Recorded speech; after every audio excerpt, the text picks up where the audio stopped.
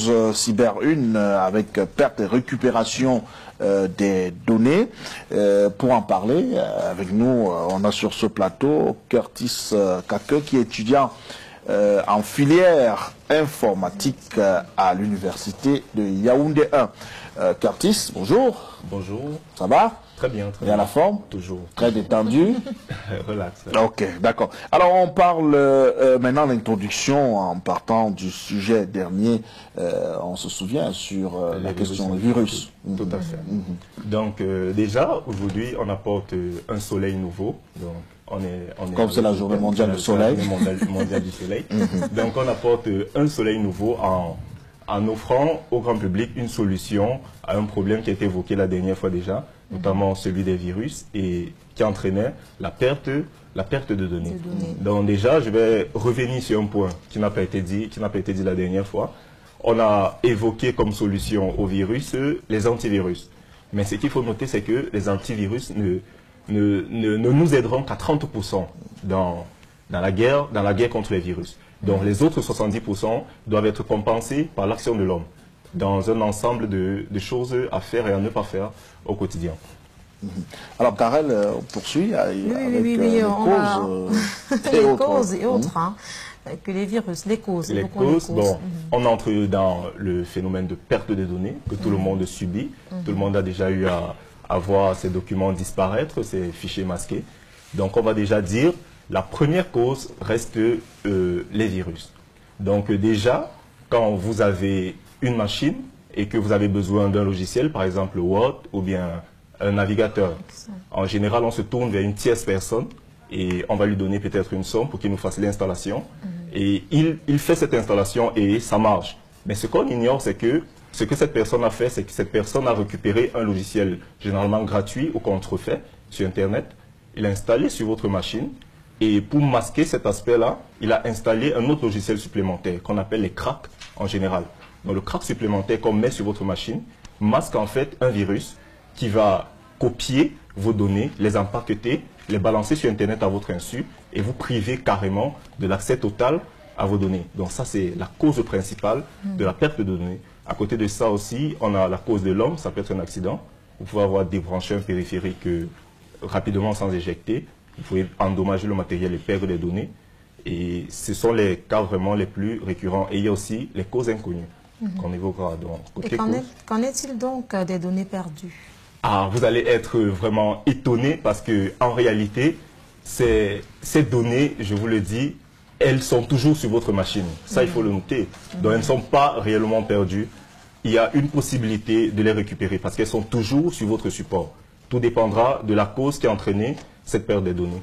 Donc, si c'est dû à un virus, donc si ce virus a formaté vos données ou bien si vous avez formaté accidentellement, donc vous pouvez regarder déjà dans la corbeille, bon, il y a très peu de chances que ça se trouve là-bas, mais dans certains cas, on peut retrouver là-bas. Donc, la première des choses à faire déjà, c'est de ne pas mettre d'informations supplémentaires parce que c'est vous-même qui allez détruire votre donnée. Donc, quand vous constatez que vous avez perdu des données, la première des choses à faire, c'est de ne pas mettre d'autres informations sur ce support.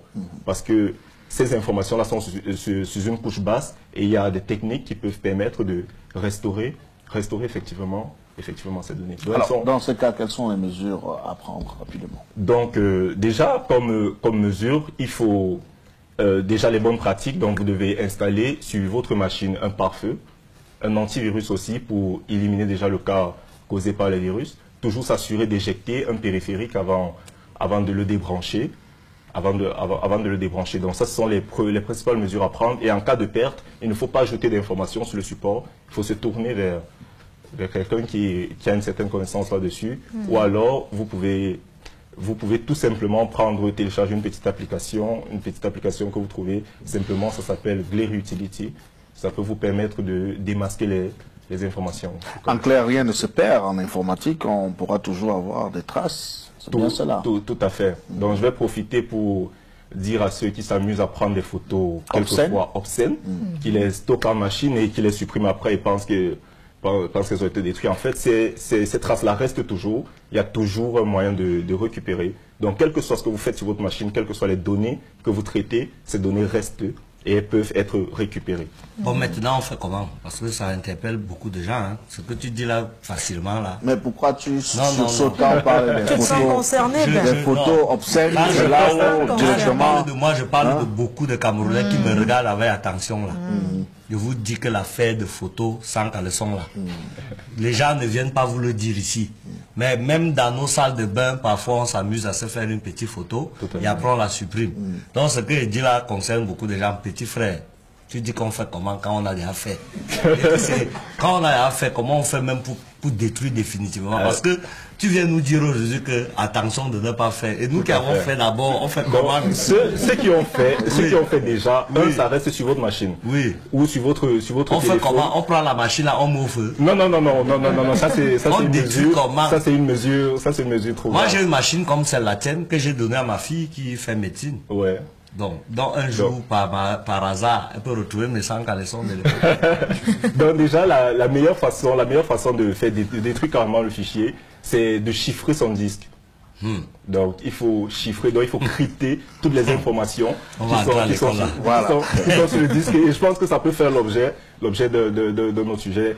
Donc il faut faire très attention parce qu'une fois que vous avez pris ces photos-là, si un virus entre dans votre machine, déjà c'est vous qui l'installez. Vous l'installez en lui donnant les droits. Donc il est même plus puissant que vous sur votre machine et aucun antivirus peut le détecter. C'est pour ça que je soulignais l'aspect humain. C'est l'humain qui est responsable à 70% de cela. Donc, voilà. Merci, Curtis.